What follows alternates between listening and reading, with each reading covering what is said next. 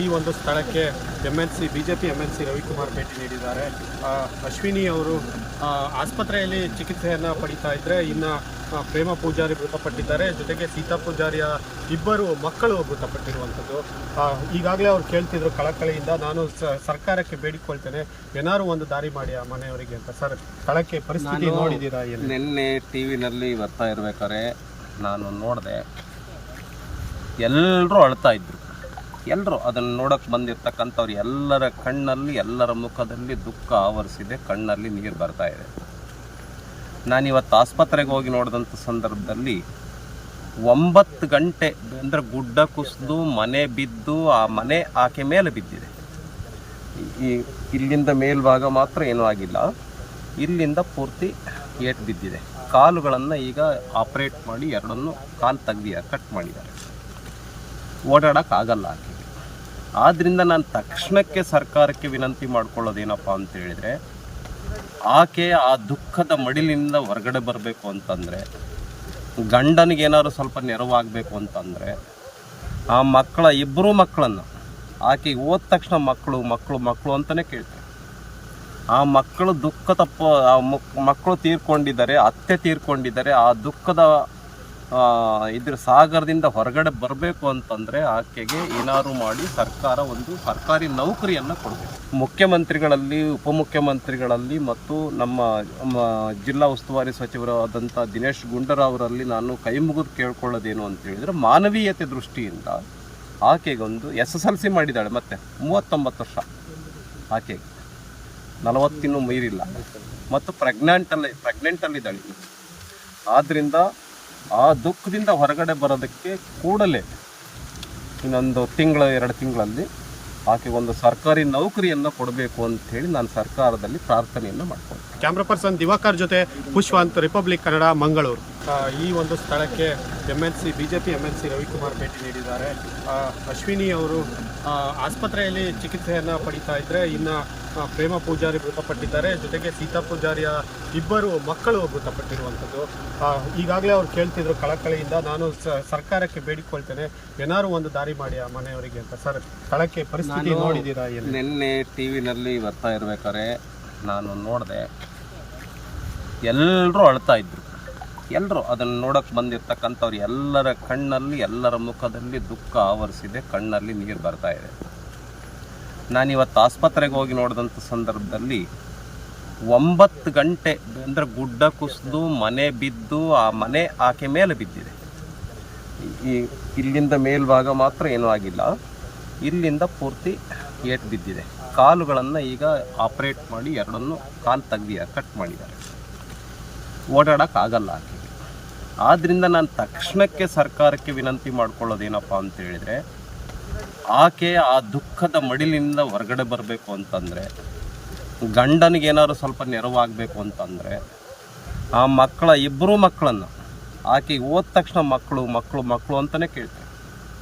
ಆ ಮಕ್ಕಳು ಮಕ್ಕಳು ತೀರ್ಕೊಂಡಿದ್ದಾರೆ, ಅತ್ತೆ ತೀರ್ಕೊಂಡಿದ್ದಾರೆ. ಆ ದುಃಖದ ಇದ್ರ ಸಾಗರದಿಂದ ಹೊರಗಡೆ ಬರಬೇಕು ಅಂತಂದರೆ ಆಕೆಗೆ ಏನಾದ್ರು ಮಾಡಿ ಸರ್ಕಾರ ಒಂದು ಸರ್ಕಾರಿ ನೌಕರಿಯನ್ನು ಕೊಡಬೇಕು. ಮುಖ್ಯಮಂತ್ರಿಗಳಲ್ಲಿ, ಉಪಮುಖ್ಯಮಂತ್ರಿಗಳಲ್ಲಿ ಮತ್ತು ನಮ್ಮ ಜಿಲ್ಲಾ ಉಸ್ತುವಾರಿ ಸಚಿವರಾದಂಥ ದಿನೇಶ್ ಗುಂಡೂರಾವರಲ್ಲಿ ನಾನು ಕೈ ಮುಗಿದು ಕೇಳ್ಕೊಳ್ಳೋದೇನು ಅಂತ ಹೇಳಿದರೆ, ಮಾನವೀಯತೆ ದೃಷ್ಟಿಯಿಂದ ಆಕೆಗೊಂದು SSLC ಮಾಡಿದ್ದಾಳೆ, ಮತ್ತೆ 39 ವರ್ಷ ಆಕೆಗೆ, 40 ಮೀರಿಲ್ಲ, ಮತ್ತು ಪ್ರೆಗ್ನೆಂಟಲ್ಲಿದ್ದಾಳೆ. ಆದ್ದರಿಂದ ಆ ದುಃಖದಿಂದ ಹೊರಗಡೆ ಬರೋದಕ್ಕೆ ಕೂಡಲೇ ಇನ್ನೊಂದು 2 ತಿಂಗಳಲ್ಲಿ ಆಕೆಗೊಂದು ಸರ್ಕಾರಿ ನೌಕರಿಯನ್ನು ಕೊಡಬೇಕು ಅಂತ ಹೇಳಿ ನಾನು ಸರ್ಕಾರದಲ್ಲಿ ಪ್ರಾರ್ಥನೆಯನ್ನು ಮಾಡ್ತೀನಿ. ಕ್ಯಾಮ್ರಾ ಪರ್ಸನ್ ದಿವಾಕರ್ ಜೊತೆ ಪುಷ್ಪವಂತ್, ರಿಪಬ್ಲಿಕ್ ಕನ್ನಡ, ಮಂಗಳೂರು. ಈ ಒಂದು ಸ್ಥಳಕ್ಕೆ ಬಿಜೆಪಿ MLC ರವಿಕುಮಾರ್ ಭೇಟಿ ನೀಡಿದ್ದಾರೆ. ಅಶ್ವಿನಿ ಅವರು ಆಸ್ಪತ್ರೆಯಲ್ಲಿ ಚಿಕಿತ್ಸೆಯನ್ನು ಪಡಿತಾ ಇದ್ದರೆ, ಇನ್ನು ಪ್ರೇಮ ಪೂಜಾರಿ ಮೃತಪಟ್ಟಿದ್ದಾರೆ. ಜೊತೆಗೆ ಸೀತಾ ಪೂಜಾರಿಯ ಇಬ್ಬರು ಮಕ್ಕಳು ಮೃತಪಟ್ಟಿರುವಂಥದ್ದು. ಈಗಾಗಲೇ ಅವ್ರು ಕೇಳ್ತಿದ್ರು ಕಳಕಳಿಯಿಂದ, ನಾನು ಸರ್ಕಾರಕ್ಕೆ ಬೇಡಿಕೊಳ್ತೇನೆ, ಏನಾದ್ರು ಒಂದು ದಾರಿ ಮಾಡಿ ಆ ಮನೆಯವರಿಗೆ ಅಂತ. ಸರ್, ಸ್ಥಳಕ್ಕೆ ಪರಿಸ್ಥಿತಿ ನೋಡಿದ್ದೀರಾ?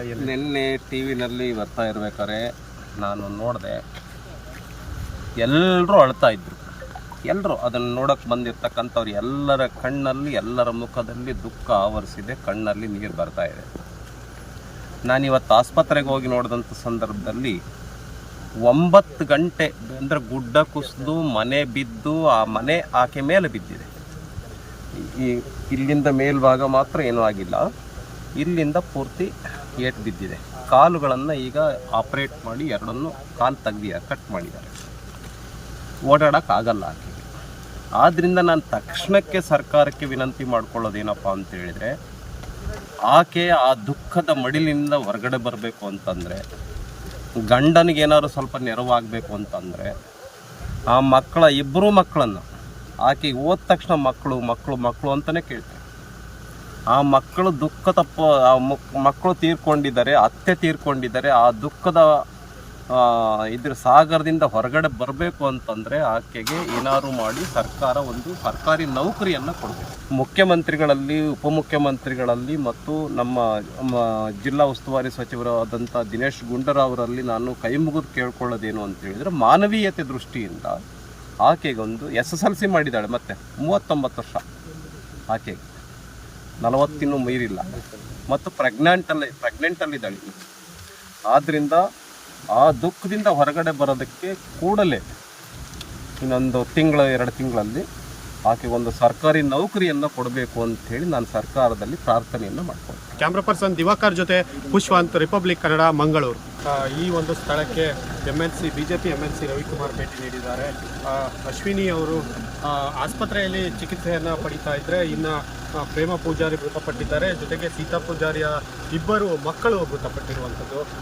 ಈಗಾಗಲೇ ಅವ್ರು ಕೇಳ್ತಿದ್ರು ಕಳಕಳಿಯಿಂದ, ನಾನು ಸರ್ಕಾರಕ್ಕೆ ಬೇಡಿಕೊಳ್ತೇನೆ, ಏನಾದ್ರು ಒಂದು ದಾರಿ ಮಾಡಿ ಆ ಮನೆಯವರಿಗೆ ಅಂತ. ಸರ್, ಸ್ಥಳಕ್ಕೆ ಪರಿಸ್ಥಿತಿ ನೋಡಿದ್ದೀರಾ? ನಿನ್ನೆ ಟಿವಿನಲ್ಲಿ ಬರ್ತಾ ಇರ್ಬೇಕಾದ್ರೆ ನಾನು ನೋಡಿದೆ, ಎಲ್ಲರೂ ಅಳ್ತಾ ಇದ್ರು.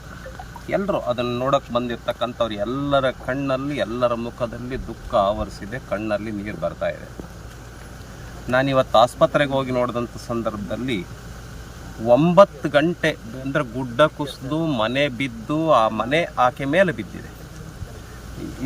ಇಲ್ಲಿಂದ ಮೇಲ್ಭಾಗ ಮಾತ್ರ ಏನೂ ಆಗಿಲ್ಲ, ಇಲ್ಲಿಂದ ಪೂರ್ತಿ ಏಟ್ ಬಿದ್ದಿದೆ. ಕಾಲುಗಳನ್ನು ಈಗ ಆಪ್ರೇಟ್ ಮಾಡಿ ಎರಡನ್ನು ಕಾಲು ತೆಗ್ದಿದ್ದಾರೆ, ಕಟ್ ಮಾಡಿದ್ದಾರೆ. ಓಡಾಡೋಕ್ಕಾಗಲ್ಲ ಆಕೆಗೆ. ಆದ್ದರಿಂದ ನಾನು ತಕ್ಷಣಕ್ಕೆ ಸರ್ಕಾರಕ್ಕೆ ವಿನಂತಿ ಮಾಡ್ಕೊಳ್ಳೋದೇನಪ್ಪ ಅಂತ ಹೇಳಿದರೆ, ಆಕೆ ಆ ದುಃಖದ ಮಡಿಲಿನಿಂದ ಹೊರಗಡೆ ಬರಬೇಕು ಅಂತಂದರೆ, ಗಂಡನಿಗೆ ಏನಾದ್ರು ಸ್ವಲ್ಪ ನೆರವಾಗಬೇಕು ಅಂತಂದರೆ, ಆ ಇಬ್ಬರೂ ಮಕ್ಕಳನ್ನು ಆಕೆಗೆ ಹೋದ ತಕ್ಷಣ ಮಕ್ಕಳು ಅಂತಲೇ ಕೇಳ್ತಾರೆ. ಆ ಮಕ್ಕಳು ಮಕ್ಕಳು ತೀರ್ಕೊಂಡಿದ್ದಾರೆ, ಅತ್ತೆ ತೀರ್ಕೊಂಡಿದ್ದಾರೆ. ಆ ದುಃಖದ ಇದ್ರ ಸಾಗರದಿಂದ ಹೊರಗಡೆ ಬರಬೇಕು ಅಂತಂದರೆ ಆಕೆಗೆ ಏನಾದ್ರು ಮಾಡಿ ಸರ್ಕಾರ ಒಂದು ಸರ್ಕಾರಿ ನೌಕರಿಯನ್ನು ಕೊಡಬೇಕು. ಮುಖ್ಯಮಂತ್ರಿಗಳಲ್ಲಿ, ಉಪಮುಖ್ಯಮಂತ್ರಿಗಳಲ್ಲಿ ಮತ್ತು ನಮ್ಮ ಜಿಲ್ಲಾ ಉಸ್ತುವಾರಿ ಸಚಿವರಾದಂಥ ದಿನೇಶ್ ಗುಂಡೂರಾವರಲ್ಲಿ ನಾನು ಕೈ ಮುಗಿದು ಕೇಳ್ಕೊಳ್ಳೋದೇನು ಅಂತ ಹೇಳಿದರೆ, ಮಾನವೀಯತೆ ದೃಷ್ಟಿಯಿಂದ ಆಕೆಗೊಂದು SSLC ಮಾಡಿದ್ದಾಳೆ, ಮತ್ತೆ 39 ವರ್ಷ ಆಕೆಗೆ, 40 ಮೀರಿಲ್ಲ, ಮತ್ತು ಪ್ರೆಗ್ನೆಂಟಲ್ಲಿದ್ದಾಳೆ.